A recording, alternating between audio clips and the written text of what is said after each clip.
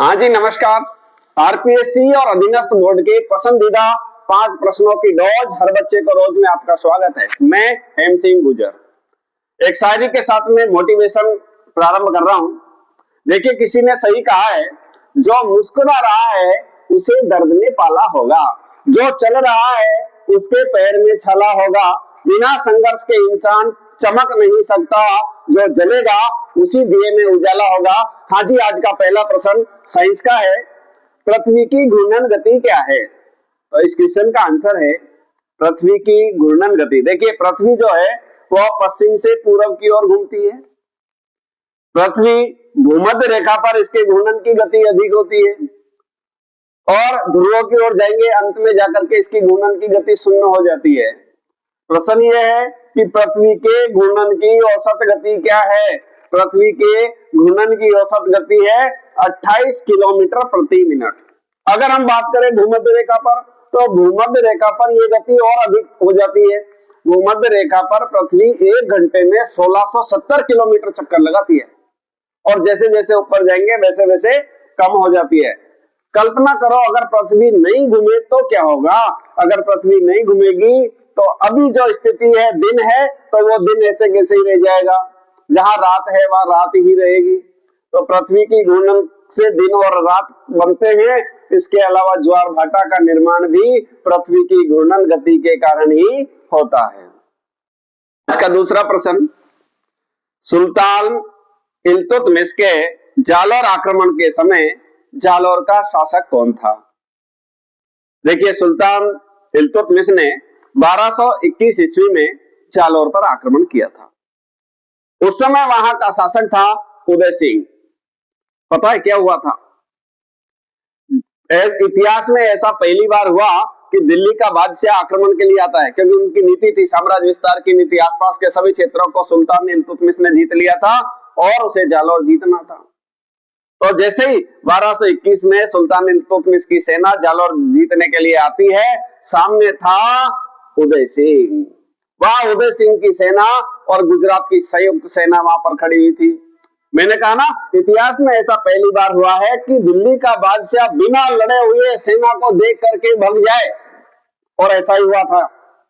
इल्तुतमिश ने जब जालौर पर आक्रमण किया तो दिल्ली का जो शासक था इल्तुतमिश, वो गुजरात और जालौर के उदय सिंह की संयुक्त सेना को देख करके बिना लड़े ही उल्टे पांव चला गया और जीवन भर इल्तुतमिश ने उदय सिंह को मिस किया।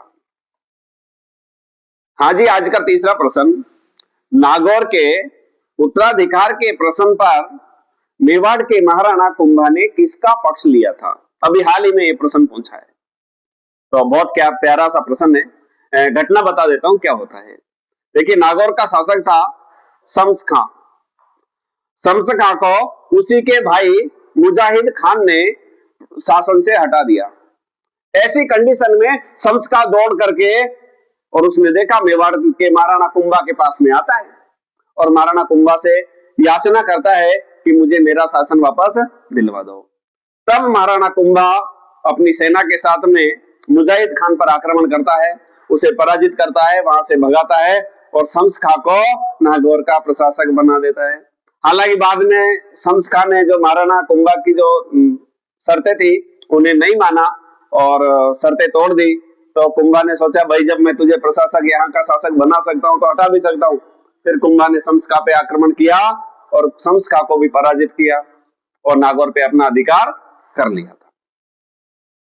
हाँ जी, आज का चौथा क्वेश्चन, सिरोही में मनाए जाने वाला समदरिया हिलोर त्योहार किससे संबंधित है? हाँ जी, मैं त्योहार का नाम बोल रहा हूं, समदरिया हिलोर किससे संबंधित है? तो देखिए नाम से पढ़ो इसको, समदरिया हिलोर। समदर यानी समुद्र और हिलोर मतलब हिलाना। बहुत बहुत प्यारा सा त्योहार है और भाई और बहन के अटूट प्रेम का ये संबंध निर्धारित करता है। भाई और बहन के अटूट प्रेम को दिखाता है ये त्योहार। तो होता क्या है, कहानी थोड़ी सी बता देता हूँ। बहन और भाई दोनों तालाब में जाते हैं। बहन मटका लेकर के जाती है, फिर तालाब में बहन और भाई दोनों जाते हैं। बहन उस मटके को हिला हिला करके ऐसे भरती है, भाई भी उसमें हाथ लगाता है और समुद्र के अंदर उस पानी के अंदर ही भाई ये कसम खाता है बहन की रक्षा की।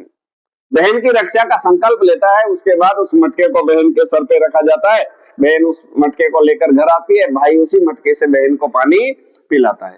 तो ये त्योहार किससे संबंधित है? देखिए, तीज के दिन ये त्योहार मनाया जाता है और कुछ लोग कहते हैं कि ये बहन और भाई का पवित्र बंधन से जुड़ा हुआ त्योहार है, तो ये रक्षाबंधन से संबंधित भी हो सकता है। हाल ही में क्वेश्चन आया था तो उसमें तीज इसका आंसर माना था, क्योंकि तीज के दिन ये त्योहार मनाया जाता है। हाँ जी, आज का पांचवा और अंतिम प्रश्न, अहेली किसकी सहायक नदी है? सहेली नहीं बोल रहा हूं मैं, अहेली, अहेरी और इसी को अंधेरी के नाम से भी जाना जाता है। तो ये पार्वती की सहायक नदी है, पार्वती नदी जो विंध्याचल पर्वत मध्य प्रदेश से निकलती है और चंबल में मिल जाती है। और भी पार्वती की सहायक नदी है, जैसे सेरानी, मेंढका, विलास, रेतली और अहेरी। तो ये सब पार्वती की सहायक नदियां हैं। धन्यवाद।